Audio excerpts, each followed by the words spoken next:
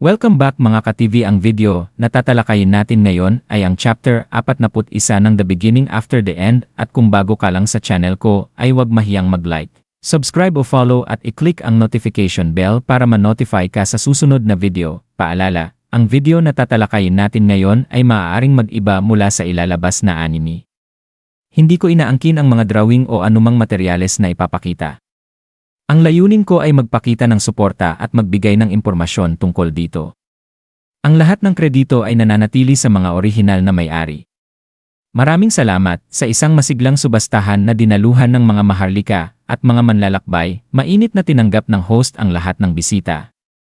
Ipinahayag ang kanyang karangalan sa pagiging bahagi ng gabi at pinaalalahanan sila sa mga bihira at napakahalagang gamit na ipapasubasta. Sumagot ang mga manonood ng masigabong palakpakan at sigawan ng kasiyahan. Inanyayahan ng host ang lahat na humarap sa timog upang ipakilala ang mga mahahalagang panauhin ng gabi, ang hari at reyna ng sapin na kumaway ng magiliw sa mga tao, at si Vincent Helstea na siyang nag-organisa ng buong kaganapan. Sa gitna ng ingranding pagtitipon, napaisip si Arthur tungkol sa kanyang nakaraang buhay bilang hari. Subalit pinaalalahanan niya ang sarili na hindi na siya hari ngayon at hindi pa siya umabot sa pagbibinata sa kanyang kasalukuyang buhay. Palihim siyang uminom ng alak upang mapawi ang kaba. At sa kanyang matalim na obserbasyon, napansin niya na ang reyna ay isang conjurer, ngunit hindi niya maramdaman ang mana nito, marahil dahil may suot itong artipakto o sadyang napakalakas nito. Napansin ng reyna ang kanyang mga tingin at ngumiti rito, kaya ngumiti rin siya pabalik. Naisip ni Arthur na kahit napakaganda ng reyna, wala siyang nararamdamang pagnanasa rito, o kahit kaninuman sa mga may edad. Naisip niyang marahil ito ay dahil kahalintulad nila ang edad ng kanyang ina, o baka naman dahil hindi pa siya naakit sa sinuman sa ngayon. Maging ang mga batang babae na sina Tessia, Lilia, at Prinsesa Kathleen ay hindi rin niya pinapansin ng ganoon.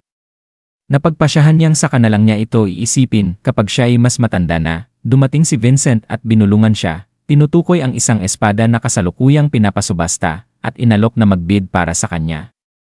Ipinakilala ng host ang espada bilang isang napakagaling na gawa ng isang dalubhasang panday na may kaalaman din sa apoy. Mayroon itong core ng isang Thunderhawk na, kapag pinadaluyan ng kaunting mana, ay maglalabas ng kuryente at makakapagpasabog ng kuryente sa paligid ng talim nito na may kasamang epekto ng pamamanhid. Magsisimula ang bidding sa 50 gintong barya, at agad nagsimula ang mga bid ng mga tao. Naisip ni Arthur na sa kanyang bayan sa Ashburn, sapat na ang 1 gintong barya para maitaguyod ang isang pamilya ng mahigit 200 taon. Kaya ang panimulang bid ng espada ay napakamahal para sa kanya.